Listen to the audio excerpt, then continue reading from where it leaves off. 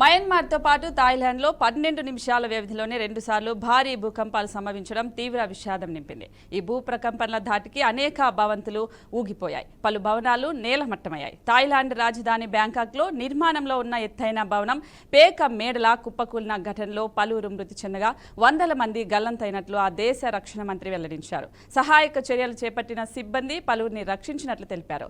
సహాయం అందించేందుకు సిద్ధంగా ఉన్నామని భారత ప్రధాని నరేంద్ర మోదీ ప్రకటించారు. అయితే దీనికి సంబంధించి మరింత సమాచారం మా అవుట్పుట్ ఎడిటర్ వెంకటేష్ అందిస్తారు. వెంకటేష్, రైట్, ఆ 2 భారీ భూకంపాలు థాయిలాండ్ అదేవిధంగా మయన్మార్ దేశాలను వణికించాయని చెప్పుకోవాలి. ఎందుకంటే 12 నిమిషాల వ్యవధిలోనే 2 భారీ భూకంపాలు చోటు చేసుకున్నాయి. ఒకటి వాటి తీవ్రత కూడా రిక్టర్ స్కేల్ మీద చాలా తీవ్రంగా ఉంది. ఒకటి 7.7గా, ఒకటి 6.4గా తీవ్రత నమోదైంది. అంటే దాన్ని బట్టి అర్థం చేసుకోవచ్చు ఎంత ఇంటెన్సిటీగా భూకంప తీవ్రత నమోదైంది అనేది. ఎందుకంటే జనరల్గా 3 నుంచి 4 వరకే చాలా ఇంపాక్ట్ ఎక్కువ ఉంటుంది. అలాంటిది 7కు పైన రిక్టర్ స్కేల్ మీద తీవ్రత నమోదైందంటే దాని ఇంపాక్ట్ మనం విజువల్స్లో కూడా చాలా క్లియర్ కట్గా చూడొచ్చు. పేక మేడల్లా కూలిపోయాయి. మయన్మార్లో కావచ్చు, అదేవిధంగా బ్యాంకాక్లో కావచ్చు. ఏ స్థాయిలో కూలిపోయాయి, ఎంత ప్రభావం చూపించాయి అనేది మాత్రం చూసుకోవచ్చు. ముఖ్యంగా మయన్మార్ దేశపైన ఎక్కువగా దీని ప్రభావం ఎక్కువ పడింది. మయన్మార్ రాజధాని నెపిడోలో 1000 పడకల ఆసుపత్రి కూడా కూలిపోవడంతో పాటుగా కొన్ని టాంగ్వా సెంటర్లో ఉన్నటువంటి పునరావాస కేంద్రం కూడా కూలిపోయి 5 చనిపోయారు. అట్లానే మాండేలాలో ఉండే మసీద్ కూలి 20 మంది మృతి చెందినట్టుగా అర్థమవుతూ ఉంది. అంటే ఈ భూకంప తీవ్రత ఎంత స్థాయిలో ఉందో మనం అర్థం చేసుకోవచ్చు. ఇప్పటివరకు దాదాపు 69 మృతదేహాలు వెలికి తీసినట్టుగా అర్థమవుతుంది. దీని సంఖ్య మరింత పెరిగే అవకాశం కనిపిస్తుంది. అఫ్కోర్స్ బోత్ మయన్మారు అదేవిధంగా థాయిలాండ్ క్యాపిటల్ బ్యాంకాక్లో కూడా దీని ఇంటెన్సిటీ చాలా తీవ్రంగా ఉంది. బ్యాంకాక్లో పర్టికులర్గా టూరిస్ట్ స్పాట్గా మనం కన్సిడర్ చేస్తూ ఉంటాం. అక్కడ పెద్ద పెద్ద భవంతులు ఉంటాయి, స్కై క్రాపర్స్ ఉంటూ ఉంటాయి. సో అవి కూడా కొన్ని కూలిపోయిన పరిస్థితి కనిపిస్తుంది. శిథిలాల కింద వందలాది మంది ఉన్నారనేది ఒక ప్రాథమిక అంచనాగా తెలుస్తుంది. వారందరినీ తీసేందుకు రెస్క్యూ ఆపరేషన్ కొనసాగుతున్న పరిస్థితి కనిపిస్తుంది.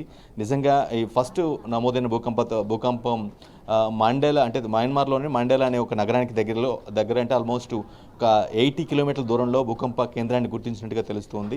దాని ఇంపాక్ట్ మాత్రం దేశంలో చాలా పెద్ద ఎత్తున మయన్మార్ మీద పడినట్టుగా అర్థమవుతుంది. ఇప్పుడు ప్రస్తుతం అక్కడ ఎక్కడ చూసినా సరే కూలిపోయిన భవంతులు, ఆర్తనాదాలు, అంటే చనిపోయిన వ్యక్తులు, శిథిలాల కింద ఎంతమంది ఉన్నారు ఏంటనే రెస్క్యూ ఆపరేషన్ అంటే అంత ఈజీగా పెద్ద భవనాలు కాబట్టి ఆ స్ట్రక్చర్ కూడా చాలా పెద్దగా ఉంటుంది. వాటన్నిటిని కూడా తీయాలంటే క్రెయిన్స్ కానీ పెద్ద ఎక్విప్మెంట్ ఉపయోగించాల్సిన అవసరం ఉంటుంది. అంటే చాలా నిదానంగా తీస్తే తప్పించి వాళ్ళందరూ కూడా బయటకు, ఎందుకంటే ఫాస్ట్గా తీసినా సరే లోపల శిథిలాల కింద ఉన్నటువంటి వ్యక్తులు చనిపోయే ప్రమాదం ఉంటుంది. కొంత ఛాన్స్ ఉన్న కూడా కొన ప్రాంతంలో ఉన్న వ్యక్తులు కూడా చనిపోయే ప్రమాదం ఉంటుంది. కాబట్టి చాలా స్లోగా తీయాల్సిన అవసరం ఉంది. ఎందుకంటే పెద్ద రెబెల్స్ అక్కడ ఉండిపోయాయి. డెబ్రీస్ మొత్తం కూడా పెద్ద ఎత్తున పేరుకుపోయిన పరిస్థితి. వాటన్నిటిని కూడా క్లియర్ చేయాలంటే చాలా సమయం కూడా పట్టే అవకాశం కనిపిస్తుంది. అందుకే మయన్మార్లో పరిస్థితులు చాలా దారుణంగా ఉన్నాయి.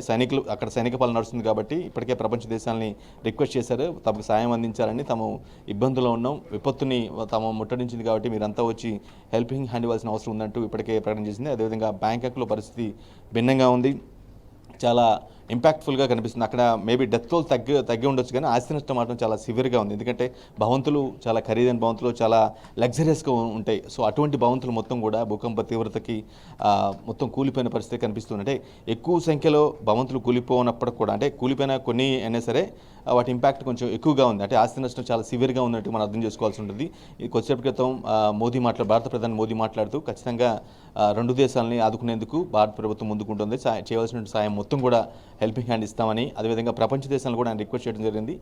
ఇలాంటి విపత్తు సమయంలో అందరం కూడా బాధిత దేశాలకు అండగా ఉండాల్సిన అవసరం ఉందంటూ మోదీ పిలుపునివ్వడం జరిగింది.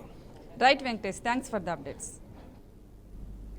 రేవంత్ రెడ్డి ప్రభుత్వం సంచలన నిర్ణయం తీసుకుంది. ఒకే ఆర్డర్తో దాదాపు 6729 మంది పైన వేటు పడింది.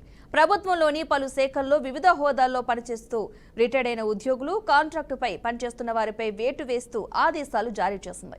ఇక ఇందులో అటెండర్ నుంచి ఐఏఎస్ల వరకు ఉన్నారు. ఈ లిస్టులో హైదరాబాద్ మెట్రో ఎండీ ఎన్వీఎస్ రెడ్డితో సహా YTDA vice chairman G Kishan Rao, consultant engineer BLN రెడ్డితో పాటు 10 మంది ట్రాన్స్కో, జెన్కో డైరెక్టర్లు కూడా ఉన్నారు. ఈ మేరకు సిఎస్ శాంతికుమారి ఉత్తర్వులు జారీ చేశారు.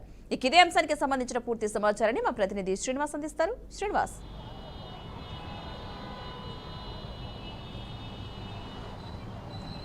Good evening Padma.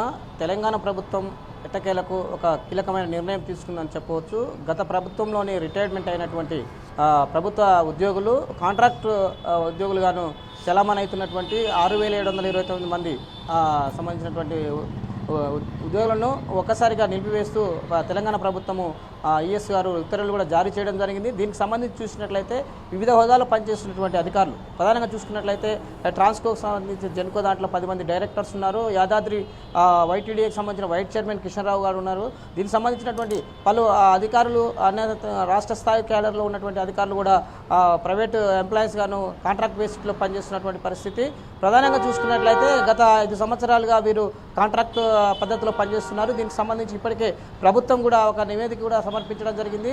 6,729 మంది ప్రభుత్వ రిటైర్డ్ ఎంప్లాయీస్ కాంట్రాక్ట్ ప్రభుత్వ ఉద్యోగులుగాను కొనసాగుతున్న క్రమంలోని గత ప్రభుత్వం చేయాల్సినటువంటి పని చేయలేకపోవడంతో ఇప్పుడు ఈ నిరుద్యోగులకు కొంతమంది ఉపాధి కలుగుతుందనే ఉద్దేశంతో తెలంగాణ ప్రభుత్వం నూతనంగాను ఒక ఆదేశాలు కూడా జారీ చేసింది. వారు వచ్చే నెల ఫస్ట్ నుంచి కూడా వాళ్ళు విధుల్లోకి రావాల్సిన అవసరం లేదంటూ కూడా ఇప్పటికే ఈఎస్ కూడా ఒక ఆదేశం కూడా జారీ చేసినటువంటి పరిస్థితి. తెలంగాణలో చూసినట్లయితే గత కొంతకాలంగా నిరుద్యోగ సమస్యతో కొట్టుమిట్టాడుతున్నటువంటి అనేక మంది విద్యార్థులు ఎగ్జామ్స్ రాస్తున్న ఉపాధి కరువైన క్రమంలో కూడా ప్రభుత్వం నిర్లక్ష్యంతో 6,729 ప్రభుత్వ రిటైర్డ్ ఎంప్లాయీస్ని పెట్టుకోవడం సరైన విధానం కాదంటూ ఇక్కడ ఉన్నటువంటి ఇంటెలెక్చువల్గా ఇక్కడ ఉన్నటువంటి మేధావులు కూడా మన జరిగినటువంటి సమావేశంలో కూడా చెప్పడం జరిగింది. అదే విషయాన్ని దృష్టిలో పెట్టుకొని పూర్తి స్థాయిలో ఎవరైతే ప్రభుత్వ ఉద్యోగి రిటైర్డ్ అయి ఉన్నారో వారికి సంబంధించిన అందరినీ విధుల నుంచి తొలగిస్తూ ప్రభుత్వ ప్రధాన కార్యదర్శి ఒక ఉత్తర్వులు కూడా జారీ చేయడం జరిగింది. ఇది తెలంగాణలోని ప్రభుత్వ నిరుద్యోగులు కూడా ఒక నూతన ఉత్తేజంతో పెద్ద ఎత్తున ఆశలు కూడా రెక్కేస్తున్నాయి. అదే కాంట్రాక్ట్ బేసిక్లో ఎవరైతే నిరుద్యోగులు ఉంటారో చదువుకొని ఉన్నవారు వారు వధువులు చేసుకోవచ్చు అనేది కూడా చెప్తున్నటువంటి పరిస్థితి. ఈ హోదాలో చూసినట్లయితే అటెండర్ నుంచి ఐఏఎస్ ఆఫీసర్ వరకు జరిగినటువంటి ఈ సంబంధించిన విషయాలు చూసుకున్నట్లయితే ఈ అన్నిటిలో 6,729 పోస్టులు మళ్ళీ రిక్రూట్ చేసుకోవడానికి నిరుద్యోగులకు కొంత ఊరట కల్పిస్తుంది అనేది కూడా అనేక మంది విద్యావేత్తలు కావచ్చు, అనేక మంది మేధావులు, రాజకీయ వర్గాలు కూడా చర్చించుకున్నటువంటి పరిస్థితి. తెలంగాణలో గతం తీసుకోవాల్సిన నిర్ణయాలు తీసుకోకపోవడంతో తప్పుదోవతో అనేక మంది నిరుద్యోగులకు కొంత ఇబ్బందికరమైన పరిస్థితి ఏర్పడదనే ప్రభుత్వం ఉన్నతాధికారులు కూడా చెప్తున్నారు. దీనికి సంబంధించి ఒక్కసారిగా 6,729 మంది ప్రైవేట్ ఎంప్లాయీస్గా తీసుకొని వాళ్ళకు చలామణి అవుతుండడం, రిటైర్డ్ పింఛన్ వచ్చినా కూడా వాళ్ళు మరి తిరిగి విధుల్లోకి తీసుకోవడం సరైన విధానం కాదని గతంలో కూడా చెప్పడం జరిగింది. ఇదే విషయాన్ని పునరాలోచించి వారి విధుల నుంచి కూడా తొలగించడం జరిగింది. ఇది తెలంగాణలో తీసుకున్న నిర్ణయానికి పెద్ద ఎత్తున జాతీయ స్థాయిలో కావడం, రాష్ట్ర స్థాయిలో ఒక నిరుద్యోగం కాకుండా అనేక మంది మేధావులు కూడా సంతోషం వ్యక్తం చేస్తున్నటువంటి పరిస్థితి. Padma. Right, thank you Srinivas. విశాఖలో స్టీల్ ప్లాంట్ కాంట్రాక్టర్ కార్మికుల సమ్మె ఉధృతంగా మారింది. భారీ బైక్ ర్యాలీతో ప్రధాన గేట్ ద్వారా ఉక్కు అడ్మిన్ బిల్డింగ్ ను వేలాది మంది కార్మికులు ముట్టడించారు. ఉద్యోగుల నుంచి తొలగించిన కార్మికులను వెంటనే వీధుల్లోకి తీసుకోవాలని డిమాండ్ చేశారు. స్టీల్ ప్లాంట్ ప్రైవేటీకరణను ఆపాలని, పెండింగ్లో ఉన్న కార్మికుల జీతాలను చెల్లించాలని ఆందోళన చేపట్టారు. జీతాలు చెల్లించే వరకు విధులను బహిష్కరిస్తామని కార్మికులు తెలిపారు. ప్రభుత్వం స్పందించి తమకు న్యాయం చేయాలని, లేదంటే సమ్మె మరింత ఉధృతం చేస్తామని కార్మికులు హెచ్చరించారు. ఇక ఇదే అంశంపై మరింత సమాచారాన్ని మా ప్రతినిధి శ్రీనివాస్ అందిస్తారు. శ్రీనివాస్. దేవిక, ఏదైతే విశాఖపట్నం స్టీల్ ప్లాంట్ విశాఖ ఉక్కు ఆంధ్రుల హక్కు అనే నినాదంతో ఏర్పడిన ఈ స్టీల్ ప్లాంట్ 32 మంది ప్రాణత్యాగాల ఫలితంగా కూడా ఆనాడు ఏర్పడింది. అయితే దీనిలో చూసుకుంటే ప్రస్తుత పరిస్థితి కూటమి ప్రభుత్వం వచ్చిన తర్వాత ఎటువంటి పరిస్థితుల్లోనూ ప్రైవేటు పరం కానివ్వబోవని కూటమి నేతలు చెబుతా ఉన్నారు. కానీ ఇక్కడ సమీకరణాలు, పరిస్థితులు చూస్తుంటే దానికి భిన్నంగా జరుగుతున్నాయంటూ కూడా కార్మికులు అయితే ఒకంత ఆందోళన చేస్తున్న పరిస్థితి. ప్రధానంగా ఈ రోజు అంటే సుమారు 214 మంది పైగా కూడా కార్మికుల్ని ఈ రోజు అంటే విధుల నుంచి తొలగించడాన్ని నిరసిస్తూ కూడా ఏ షిఫ్ట్ పూర్తయిన వెంటనే ఎవరైతే డ్యూటీ నుంచి బయటకు వస్తారో ప్రధాన ద్వారం నుంచి పూర్తిగా బైక్ ర్యాలీ చేసుకుంటూ భారీగా అడ్మిన్ బిల్డింగ్ దగ్గర మోహరించిన పరిస్థితి అయితే ఉంది. దాని ప్రధాన డిమాండ్లు ఏంటంటే ఈ 200 పైచీలకు ఇప్పుడు ఎవరినైతే రిమూవ్ చేశారో వాళ్ళందరినీ విధుల్లో తీసుకోవాలని కూడా ఒక విషయం చెప్తా ఉన్నారు. అదే విధంగా చూసుకుంటే వాళ్ళకి ఏదైతే మెడికల్ టెస్టులు చేసి వాళ్ళని ఇబ్బందులు పెడతా ఉన్నారు. అంటే ఏజ్ 30 ఏళ్ళుగా చేస్తున్నప్పుడు మళ్ళీ ఇప్పుడు మెడికల్ టెస్టులు చేసి ఫిట్నెస్ అన్ని చూడడం కరెక్ట్ కాదు. వెంటనే మళ్ళీ అలాంటి ఏమీ లేకుండా కూడా వాళ్ళని పూర్తిగా కూడా విధుల్లో తీసుకోవాలని డిమాండ్ అయితే వినిపిస్తూ ఉంది. మరొక విషయం ఏంటంటే ఇప్పుడు 1126 మంది, ఇంకొక 100 మంది కూడా ఎక్స్ట్రా అంటే 1226 మంది పూర్తిగా కూడా పదవి విరమణ చేస్తా ఉన్నారు. ఈ పదవి విరమణ చేసిన ఈ పోస్టులు భర్తీ కాకపోతే మాత్రం స్టీల్ ప్లాంట్ లో ఉత్పత్తి సామర్థ్యం తగ్గే అవకాశం ఉంటుంది. ఇప్పటికే బ్లాస్ట్ ఫర్నిష్ ఒకటి పోయిన దాని మీద అదొక ప్రాబ్లం నడుస్తూ ఉంది.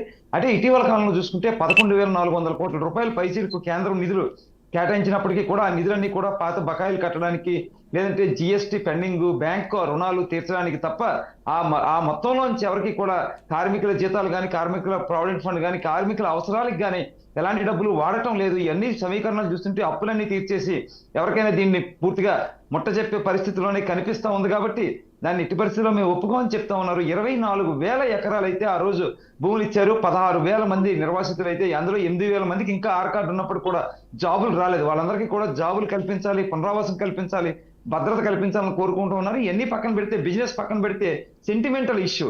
ఆంధ్రప్రదేశ్ చెప్తే స్టీల్ ప్లాంట్ అనేది సెంటిమెంటల్ ఇష్యూ ఈ ప్రాంతానికి కానీ ఆంధ్రప్రదేశ్కి కానీ. సో ఇటువంటి పరిస్థితుల్లో అమ్మకూడదు, ప్రైవేట్ పరం కానికూడదు, జీతాలు చెల్లించాలి, ఎవరైతే ఉద్యోగులు ఉన్నారో వాళ్ళందరినీ తీసుకోవాలి, ఇవాళ రిటైర్ అవుతున్న 1200 మంది ప్లేస్ లో కూడా కొత్త వాళ్ళని చేర్చాలి. ఇలా అనేక అంశాలతో అయితే వీళ్ళు పూర్తిగా కాంట్రాక్ట్ కార్మికులు నిరసన తెలియజేసిన పరిస్థితి. వీళ్ళకి పూర్తిగా కూడా పరిరక్షణ కమిటీ ఎవరైతే ఉన్నారో ఆ పరిరక్షణ కమిటీ కూడా మద్దతు తెలియజేశారు.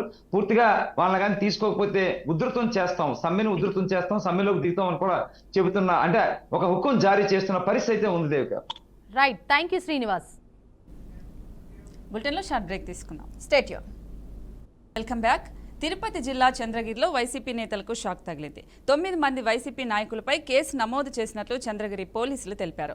మాజీ ఎంపీపీ చెవిరెడ్డి మోహిత్ రెడ్డితో పాటు మరో 9పై కంప్లైంట్ నమోదు చేశామని చెప్పారు. నిన్న తిరుపతి రూరల్ ఎంపీపీ స్థానాన్ని వైసీపీ కైవసం చేసుకుంది. ఈ సందర్భంగా వైసీపీ నాయకులు అత్యుత్సాహం ప్రదర్శించారని తెలుస్తోంది. అలాగే బాణసంచ పేలుస్తూ ఎన్నికల కోడ్ను ఉల్లంఘించారని పోలీసు అధికారులు తెలిపారు. అందుకే వైసీపీ నేతలపై కేసు నమోదు చేసినట్లుగా పోలీసులు వెల్లడించారు.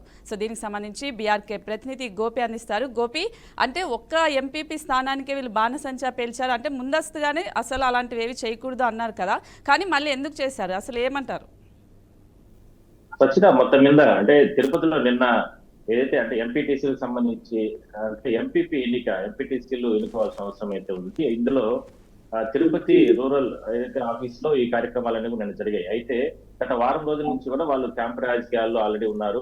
వైసీపీకి సంబంధించిన ఎంపీటీసీలు అంతా కూడా నిన్న ఎంపీపీ ఎన్నికలు జరుగుతున్న సందర్భంలో అక్కడ లోపల అంటే నిబంధనలకు విరుద్ధంగా జై జగన్ అంటూ నినాదాలు అరవడం, దాని తర్వాత ఎంపీటీసీ అభ్యర్థి గెలిచిన తర్వాత ఎన్నుకున్న తర్వాత ఏదైతే అంటే అక్కడ ఎన్నికల నిబంధనలకు విరుద్ధంగా బయట ప్రాంతాల్లో అక్కడ పెద్ద ఎత్తున బాణసంచా పేల్చి పెద్ద ఎత్తున నినాదాలు చేయడం, సంబరాలు చేసుకోవడం, ఇదంతా కూడా ఎన్నికల నియమావళి కిందికి వస్తుంది. కాబట్టి దీనిపైన కఠిన చర్యలు తీసుకుంటామంటూ కూడా చంద్రగిరి నియోజకవర్గం వైసీపీ అభ్యర్థి అంటే వైసీపీ ఇన్ఛార్జ్ గా ఉన్నటువంటి చెవిరెడ్డి మోహిత్ రెడ్డి పైన, ఆయనతో పాటు మరికొంతమంది 8 మంది పైన, మొత్తం 9 మంది పైన కేసులు నమోదు చేయడం జరిగింది. అయితే ఈ విషయంలో అధికారులు అత్యుత్సాహం ప్రదర్శించారు. పోలీసులు అంటే పచ్చపక్క వేసుకొని ఈ రకంగా పోలీసులు వ్యవహరిస్తున్నారు. ఇది కరెక్ట్ కాదనే అభిప్రాయాన్ని కూడా కాసేపటి క్రితం మోహిత్ రెడ్డి మీడియా సమావేశం నిర్వహించి కూడా మాట్లాడడం జరిగింది.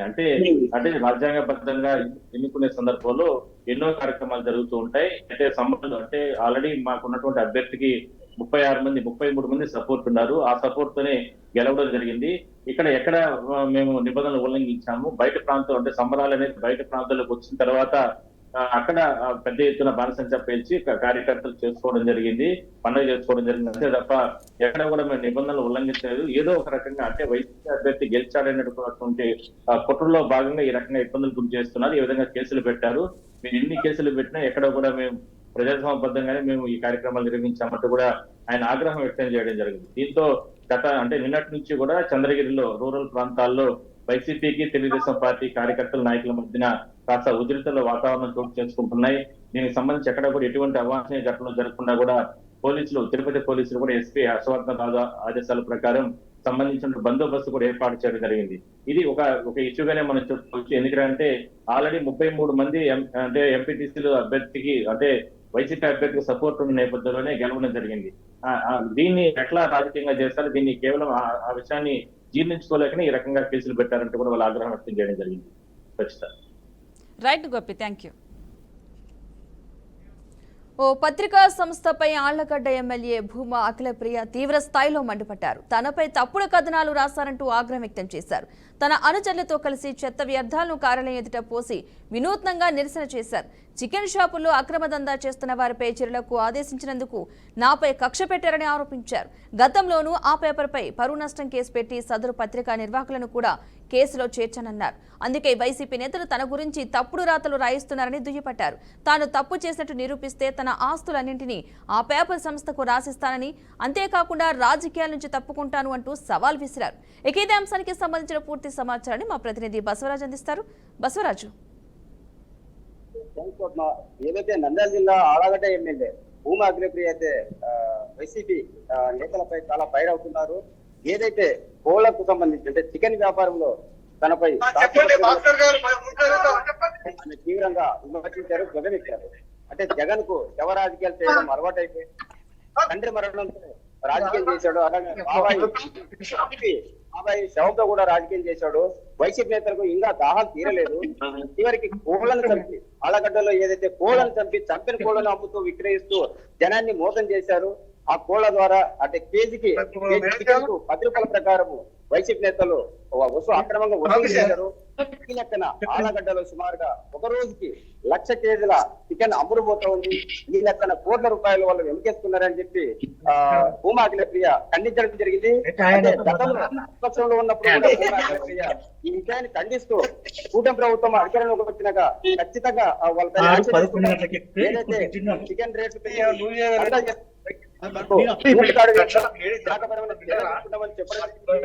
చెప్పినట్లుగానే చర్యలు తీసుకున్న నేపథ్యంలోనే ఏదైతే పత్రికలు ఏవైతే పార్టీ మీడియా కావచ్చు తనపై దుష్ప్రచారం చేస్తూ అంటే తప్పుడు రాతలు రాస్తూ తానే కేజీకి 10 రూపాయలు తీసుకున్నట్టు వైసీపీ నేతలు తిరిగి విమర్శలు చేస్తున్నారన్న నేపథ్యంలో ఆయన ఏదైతే ఎడిషన్ ఆఫీసు కర్నూలులో ఉన్న అక్కడికి వచ్చి కోళ్లతో చనిపోయిన కోళ్లు అదేవిధంగా బతికిన కోళ్లతో నిరసన చేశారు. కొంత వ్యంగ్యస్త్రాలు ఖండించారు. జగన్మోహన్ రెడ్డి మీరు ఒకవేళ కడప రెడ్డి కావచ్చు, నేను అల్లగడ్డ రెడ్డిని, నువ్వెంతో నేనంతే, నీకు నాకు మధ్యన ఒక పాటలు మాత్రం అడ్డు ఉంది. అదేవిధంగా భారత్ గారికి ఎంత ఉందో నాకు కూడా అంతే ఉంది అని చాలా ఘాటుగా ఆగ్రహిస్తూ ఆగ్రహం వ్యక్తం చేస్తూ జగన్మోహన్ రెడ్డిని టార్గెట్ చేసిన పరిస్థితులు కనిపిస్తా ఉన్నాయి. ఆలగడ్డలకు సంబంధించి వైసీపీ నేతలు ఇప్పటికీ కొన్ని అక్రమాలు అవినీతి దందాలు చేస్తా ఉన్నారు. వారి పట్ల నేను ఉక్కుపాదం పోతా ఉన్నా, ఖండించినందుకే నన్ను తప్పుగా చిత్రీకరించాలని, సమాజంలో నిలిపెట్టాలని సాక్ష్య పత్రికలను అడ్డం పెట్టి లేనిపోని రోతరాతలు రాయిస్తున్నారు. ఇది క్షమించడానికి నేను క్షమించను, దీనిపై పోరాటం చేస్తాను. అదే విధంగా గతంలో రాసినప్పుడు కూడా అందులో భారతీయ రెడ్డిని కూడా పేరు కూడా చేర్చడం జరిగింది. అందుకే నా పైన కక్ష పెట్టారు. ఇలాంటి ద్వంద్వ వైఖరి మంచిది కాదు, ఏదైనా ఉంటే నేరుగా నన్ను ఢీకొనాలి అని భూమా అఖిలప్రియ చెప్తున్న పరిస్థితి కనిపిస్తా ఉన్నది. నిన్న జరిగిన ఈ కథతో సొంతంతో వైసీపీ నేతలు అయితే కొంత షాక్ గురైనట్లు తెలుస్తా ఉంది. ఏకంగా సాక్షి ఆఫీస్కి వచ్చి కోళ్లు తీసుకొచ్చి కోళ్లతో నిరసన చేసి వినూత్నంగా అంటే తన మరోసారి పత్రికలో గానీ మీడియాలో గానీ భూమా అఖిలప్రియ తన ఘాటైన పదాలతో వైసీపీ నేతలను హెచ్చరించిన పరిస్థితి కనిపిస్తా ఉంది. ఇదే పంట కొనసాగినట్టయితే, ఇదే విధంగా చేసినట్టయితే దాన్ని ఎక్కడికైనా వెళ్తానని వెనక్కి తగ్గే ప్రసక్తి లేదని చెప్పిన పరిస్థితులు కనిపిస్తున్నాయి. Padma. Right, thank you Basavaraju. తెలంగాణలో స్థానిక సంస్థల ఎన్నికలు మరింత ఆలస్యమయ్యే అవకాశాలు కనిపిస్తున్నాయి. తెలంగాణ ప్రభుత్వం కులగణన సర్వేలో పాల్గొనని వారిలో మరో అవకాశం కల్పిస్తున్నట్టుగా ప్రకటించడంతో స్థానిక సంస్థల ఎన్నికలు మరింత ఆలస్యం కానుందనే ప్రచారం తెర మీదకు వచ్చింది. తెలంగాణలో కులగణన సర్వే శాస్త్రీయంగా జరిగిందని రాష్ట్ర డిప్యూటీ సీఎం మల్లు బట్టి విక్రమార్క చెప్పారు. వివిధ కారణాల వల్ల కులగణన సర్వేలో పాల్గొని వారి కోసం మరో అవకాశం కల్పిస్తున్నట్టుగా తెలిపారు. దీంతో స్థానిక సంస్థల ఎన్నికలు ఏప్రిల్ లేదా మే మాసంలో జరిగే అవకాశం ఉందని అధికార వర్గాలు తెలుపుతున్నాయి. ఇక దీనిపై మరింత సమాచారాన్ని మా ప్రతినిధి భాస్కర్ అందిస్తారు. భాస్కర్. దేవిక, ఏదైతుందో రాబోయేటువంటి స్థానిక సంస్థల ఎన్నికలు మరికొద్దిగా లేట్ అయ్యే అవకాశం కనిపిస్తుంది. ప్రధానంగా ఏదైతుందో ఆస్యాద్ జోడో యాత్రలో మాట ఇచ్చినటువంటి రాహుల్ గాంధీ ఏదైతుందో బీసీ కులగణన తప్పకుండా చేస్తామని చెప్పి మాట ఇచ్చిన నేపథ్యంలోనే తెలంగాణ రాష్ట్రంలో కాంగ్రెస్ ప్రభుత్వం అధికారంకి వచ్చిన వెనువెంటనే బీసీ కులగణన చేసే దిశగా ప్రభుత్వం అడుగులు ఇచ్చింది. ఇప్పటికే బీసీ పూర్తి స్థాయిలో తెలంగాణ రాష్ట్రంలో బీసీ కులగణన చేపట్టింది. దానికి ఇప్పటికే ఏదో ఆ ప్రతిపాదకన 42% రిజర్వేషన్ ఇస్తని చెప్పి సీఎం రేవంత్ రెడ్డి సభలో చెప్పినటువంటి అంశాన్ని పూర్తి స్థాయిలో అమలు చేసే దిశగా ఇలా, ఎందుకంటే రేపు రిజర్వేషన్లు వచ్చిన తర్వాత ఎస్సీ ఎస్టీ మైనార్టీ బీసీ సంబంధించినటువంటి రిజర్వేషన్ లో ఫైనల్ అయిన తర్వాతనే స్థానిక సంస్థలకు ఎన్నికలు పోవాలని చెప్పేసి ఒక ప్రభుత్వం ఆ లక్ష్యంతో ఉన్నట్టు తెలుస్తుంది. ఆ నేపథ్యంలోనే మరింత ఆలస్యమయ్యే అవకాశం అయితే కనిపిస్తుంది. ఎందుకంటే ఏదో బీసీ కులగణన సంబంధించిన పూర్తి స్థాయిలో ఇప్పటికే అన్ని జిల్లాలు ఉమ్మడి జిల్లా సంబంధించి ఉమ్మడి తెలంగాణ రాష్ట్రంలో 10 జిల్లాలు కూడా పూర్తిగా సర్వే పూర్తి చేశారు. ఆ సర్వేలో అంటే కొంచెం మొదటిసారి ఫస్ట్ ఫేజ్ లో సర్వేలో పాల్గొనేటువంటి వారి కోసం మరోసారి సెకండ్ దఫా అవకాశం ఇచ్చిన పరిస్థితి. ఎవరైతే అప్పుడు పాల్గొన్న వారంతా కూడా రెండో దఫా సర్వేలో పాల్గొని వాళ్ళకి ఉన్నటువంటి అభిప్రాయాలు మొత్తం చెప్పాల్సిన అవసరం అవుతుందని చెప్పి ఇప్పటికే ప్రభుత్వం మరొకసారి అవకాశం ఇచ్చేది తెలుస్తుంది. అయితే ఈ నేపథ్యంలో ఇప్పటికే ప్రభుత్వం పూర్తి స్థాయిలో ఒక క్లారిటీ వచ్చిన తర్వాత ఎన్నికలపై అవకాశం ఉంది. ఆ ప్రతిపాదకన 42% బీసీలకు కల్పించినటువంటి అవకాశం పూర్తిగా అజెండా పూర్తిగా అయిపోయిన తర్వాతనే ఎన్నికలకు పోతే బీసీలకు రాజకీయ చైతన్యం కల్పించే అవకాశం ఉంది. చట్టసభలో బీసీలకు న్యాయం జరిగే విధంగా ప్రభుత్వం చర్యలు చేపట్టిందని చెప్పి సీఎం రేవంత్ రెడ్డి చెప్పడం జరిగింది.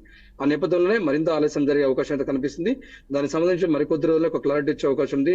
మే, జూన్, జూలై వరకు ఎన్నికలు జరుగుతున్నట్టు సమాచారం తెలుస్తుంది. దానికి సంబంధించి పూర్తిగా ఇప్పటికే ప్రభుత్వం అన్ని ఏర్పాట్లు చేసింది. ఏదైతే దానికి డెడికేషన్ కమిటీ ఇచ్చింది. ఆ డెడికేషన్ కమిటీ తెచ్చి ఇప్పటికే అనేక సందర్భాల్లో చర్చలు జరిగినాయి. ఆ చర్చల దిశగానే దానిలో భాగంగానే ఇప్పటికే ఒక క్లారిటీ వచ్చిన పరిస్థితి. ప్రభుత్వం దగ్గర అంత స్పష్టమైన సమాచారంతో ముందస్తు ఎన్నికలని కొంత వాయిదా చేసే ఉంది. ఎంత క్లారిటీ వచ్చిన తర్వాత రిజర్వేషన్ ప్రక్రియ పూర్తి అయిపోయిన తర్వాత ఎన్నికలు పోయే అవకాశం అయితే ఉంది. Devika. Right, thank you Bhaskar. That's all for now. Keep watching BRK news. తెలుగుడి సత్తా.